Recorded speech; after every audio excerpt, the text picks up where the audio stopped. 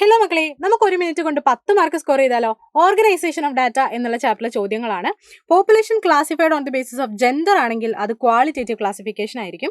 Then Tally marks കാണിക്കുന്നത് class ഫ്രീക്വൻസിനെയാണ്. അതുപോലെ തന്നെ variable which can take any numerical value എന്ന് പറയുന്നത് കണ്ടിന്യൂസ് വേരിയബിൾസ് ആണ്.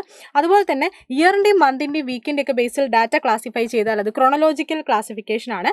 പിന്നെ തന്നിട്ടുള്ളതിൽ ക്രോണോളജിക്കലും സ്പേഷ്യലുമായിട്ട് തിരിക്കാനാണ്. Population of India country wise ആണ്, സോ അത് സ്പേഷ്യൽ ആണ്. പിന്നെ 2018 അൺഎംപ്ലോയ്മെന്റ് റേറ്റ് ഇയറിന്റെ ബേസിസിലാണ്, സോ ക്രോണോളജിക്കലാണ്. ഇതും ഇയറിന്റെ ബേസിസിലാണ്, ക്രോണോളജിക്കലാണ്. ഇതും കൺട്രീന്റെ ബേസിസിലാണ്, സോ സ്പേഷ്യൽ ആണ്. സിമ്പിൾ ആയിട്ട് നമുക്ക് സോൾവ് ചെയ്യാൻ വേണ്ടി പറ്റും. അടുത്തത് ഏതെങ്കിലും 2 ഡിസ്ക്രീറ്റ് വേരിയബിൾ കണ്ടുപിടിക്കാനാണ്. ഡിസ്ക്രീറ്റ് എന്ന് പറഞ്ഞാൽ നമുക്കറിയാം ഹോൾ നമ്പേഴ്സ് ആണ്, ഫ്രാക്ഷൻ വരാത്ത വേരിയബിൾസ് ആണ്.